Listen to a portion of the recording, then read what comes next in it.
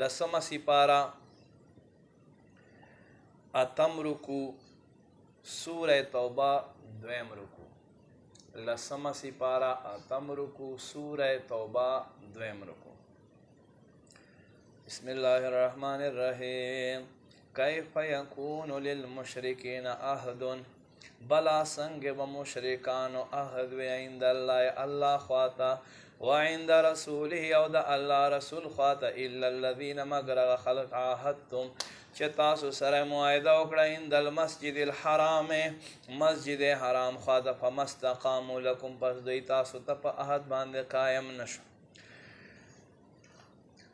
چې تر څو دوی تاسو ته په عهد باندې قائم اوسیږي فاستقیموا لهم بیا تاسو دوی ته په عهد باندې قائم اوسئ ان الله يحب المتقین بشک الله ته پرهیزګاران خوښ دي کیف څنګه وَإِن يَظْهَرُوا عَلَيْكُمْ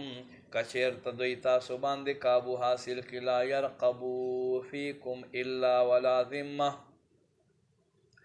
نو دوی په تاسو کې د قرابت او د عهد لحاظ نه کوي یردونکم بافواههم دوی په خلو سره تاسو راضي کوي وتابا قلوبهم او دوی زړونه انکار دي واکثرهم فاسقون او اکثر د دوی بے حکم دي اشتروا بآیات الله ثمنا قلیلا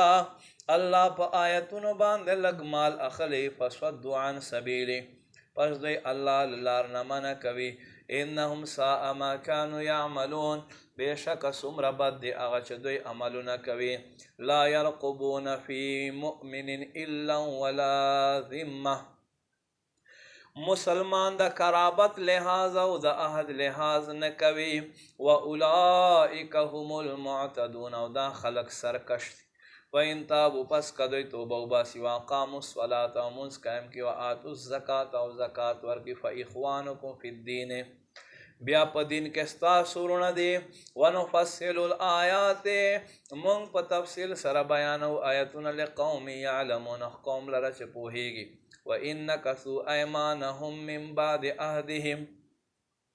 او کچیرته عهد کولو بعد دوی خپل قسمونه مات کی وطعنوا فی دینکم او تاسو په دین کې طنز کوي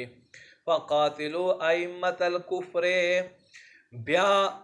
د کفر سردارانو سره جنگ کوي انهم لا ایمان لهم پس بشک دوی اس قسمونه نشته لعلهم ينتهون لپاره دې چې دوی منشي الا تقاتلون قوما نكثوا ايمانهم سچل چې تاسو جنگ نه کوي خلکو سره چې قسمونه مال کو وهم باخراج الرسول او دوی اراده وکړه د رسول په بار کول وهم بدؤکم اول مره حالانکه دوی له طرفه پهل شوه اتخشونهم آیات تاسو دوی نه یریږي فالله احق پس الله ډیر حق لري ان تخشوه ادا چې تاسو د یره ولرئ ان کنتم مؤمنین که تاسو ایمان والے وقاتلوهم او تاسو دوی سره جنگ کوي يعذبهم الله بأيديكم الله بس تاسو الله سدوی ته سزا ورکي ويخزيهم او دوی برسوا کی وينصركم عليهم او دوی په مقابل بس تاسو مدد کوي ويشفي صدور قوم مؤمنين الله بزړونه د ایمان والو یخکی ويذهب غيظ قلوبهم او د دشمن زړونو سخواله به الله لري کې ويتوب الله على من يشاء الله توبه قبل ول غواړي چې چاته خوښ شي قبولای کی والله علیم حکیم الله علم حکمت والده ام حسبتم یا تاسو ګمان کوي ان تترکوا دا چې تاسو به پرې خودلای شي ولما يعلم الله الذين تر اوسه پورې الله ندي تاسو ته پہچان درکړای الذين دا خلق جاهدوا منكم چې پس تاسو کې جهاد کوي ولم يتخذوا من دون الله ولا رسوله او نه دې ګرځولای الله نه علاوه الله رسول نه علاوه ولا المؤمنين او ایمان والو نه علاوه ولیجتن خپل رازدار والله خبير بما تعملون الله دستا سو په عملونو باندې خبر ده.